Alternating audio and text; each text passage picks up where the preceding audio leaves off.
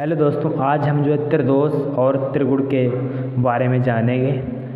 त्रि का मतलब थ्री, दोष का मतलब वात पित्त और कफ। इसकी निरुक्ति कहाँ से हुई है?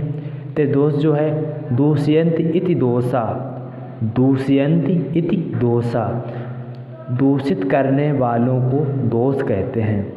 इसकी निरुक्ति होती है दूषयन्ति इति दोषा, मतलब दूषित करने वालों को हम दोष कहते हैं। और हमारे दोष जो है दो प्रकार के होते हैं। कौन कौन से?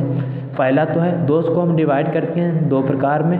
पहला है शारीरिक दोष, दूसरा मानसिक दोष। शारीरिक दोष वात पित्त और कफ। मानसिक दोष में जो है रज एंड तम, ये जो हमारे मानसिक दोष हैं, इनको हमने किस प्रकार से परिभाषित किया है? प्रकृत्व आरंभ कृत्वे सति स्वप्तत्रय दूषिकत्व दृष्टि कर्तव्यम व दोषतव्यम। जो क्या है, जो अपने शरीर में प्रकृति का निर्माण करते हैं। दोष कौन से होते हैं? जो अपने शरीर में प्रकृति का निर्माण करते हैं, दूसरों को दूषित करते हैं, ये जो है दोष कहलाते हैं। और जो है जो जैसे कि हमारे शरीर में धातु और मल,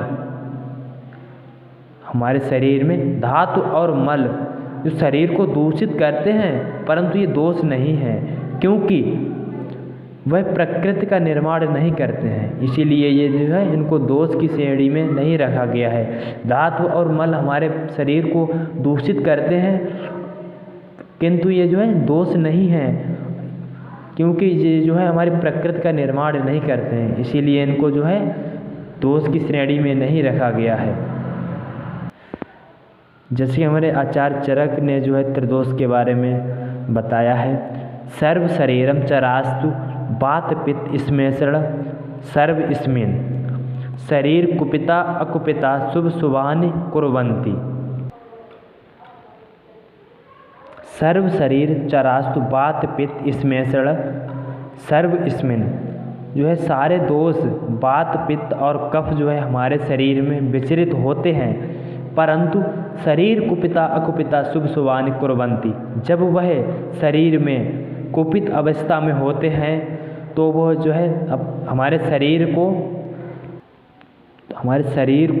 अशुभ कार्य करते हैं। हमारे शरीर की जब वह कुपित अवस्था में होते हैं तो वह हमारे शरीर में अशुभ कार्य करते हैं, और जब अकुपित अवस्था में होते हैं तो हमारे शरीर के लिए शुभ कार्य। जैसे कि आचार्य चरक जी ने बताया है, शरीर के जो सभी के शरीर में जो है वात पित्त और कफ पूरे शरीर में विचरित करते हैं, मतलब कि एक तरह से चलते रहते हैं, एक तरह से विद्यमान रहते हैं, बने रहते हैं। यदि दोष कुपित अवस्था में होते हैं तो वह अशुभ कार्य करते हैं, और जब अकुपित अवस्था में होते हैं तो वह जो है शुभ कार्य करते हैं। ये हमारे चरक जी ने जो बताया है। जब हमारे शरीर में वात पित्त और कफ जो है कुपित अवस्था में होते हैं तो वह अशुभ कार्य करते हैं, और जब अकुपित अवस्था में होते हैं तो हमारे शरीर के लिए वह शुभ कार्य करते हैं।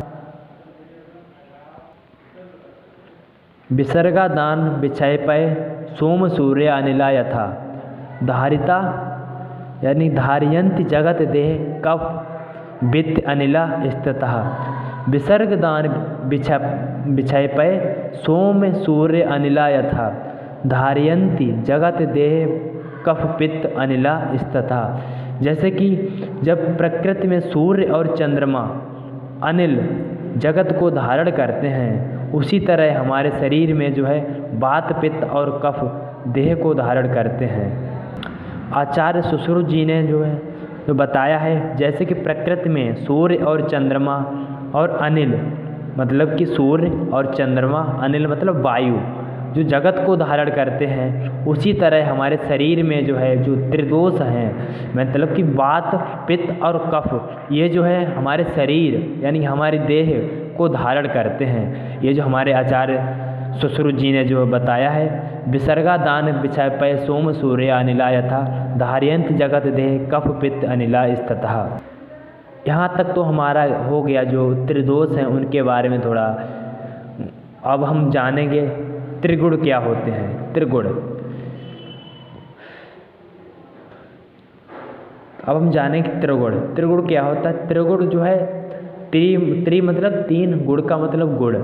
3 गुण कौन कौन से हैं? सत्व, रज एंड तम। इनका जो है, जो हमारा सत्व है, इसको त्रिदोष में क्यों नहीं रखा गया है? क्योंकि ये बहुत ही निर्मल है, मतलब एक तरह से सत्व ही है, इसलिए इसे जो है त्रिगुण में रखा गया है, बल्कि त्रिदोष में नहीं रखा गया है। जो हमारे मानसिक दोष हैं वो रज और तम, सत्व को जो है मानसिक दोष में नहीं रखा गया है। अब सत्व क्या है? सत्व जो है निर्मल है, इसीलिए दोष नहीं है। रज एंड तम दोष हैं। सत्व जो है, सत्व, रज एंड तम तीनों मिलकर प्रकृति का निर्माण करते हैं। जब सत्व, रज एवं तम सेम प्रोपोर्शन मतलब सेम अमाउंट में होते हैं तो प्रकृति का निर्माण नहीं होता है। मतलब जब सत्व, रज एंड तम तीनों जो सेम प्रोपोर्शन में हों तब जो है प्रकृति का निर्माण नहीं होता है, परंतु जब इनका प्रोफेशन वेरी करता है तो प्रकृति का निर्माण होता है। जब इनका जो प्रोफेशन जो प्रोपोर्शन जो है वेरी करता है ना, तब जो है प्रकृति का निर्माण होता है। सत्व क्या? तो सत्व प्रकाशन कम, सत्व प्रकाश कम। सत्व जो है, सत्व ज्ञान का प्रकाशन करता है, मतलब एक तरह से सत्व जो है ज्ञान को प्रदान कराता है। सत्व गुण जो है कल्याणांश से उत्पन्न हुआ है। सत्व गुण जो है कल्याणांश से उत्पन्न हुआ है। अब हम जानेंगे रज। रज प्रवर्तकम या रज कर्म प्रवर्तकम। रज जो है कर्म प्रवर्तक होता है, यानी कि रज जो है काम करने वाला होता है। इसकी जो उत्पत्ति शेषांश से हुई है, शेषांश, ये जो शेषांश से उत्पन्न हुआ है। और है हमारा तम नियमांक। ये जो है जो जितने भी कंट्रोलिंग पावर, लिमिटेशन एंड जितनी भी एक्टिविटी हैं इनको जो है कंट्रोल करता है। और इसकी जो उत्पत्ति मोहांश से ये जो है उत्पन्न हुआ है, मोहांश से ये उत्पन्न हुआ है। अब हम जानेंगे पंच महाभूत और त्रिगुण में क्या संबंध है। तो हमारा आकाश महाभूत है, इसमें सत्व की प्रधानता होती है। हमारा वायु महाभूत में रज की प्रधानता होती है। हमारा अग्नि महाभूत में सत्व व रज की प्रधानता होती है। और हमारे जल महाभूत में सत्व और तम की प्रधानता होती है।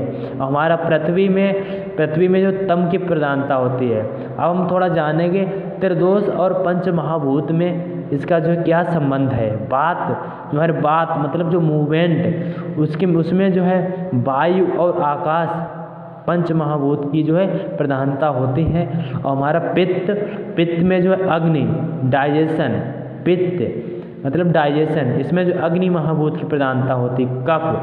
कफ हमारा जो है इसमें जो है जल एंड पृथ्वी की प्रधानता होती है।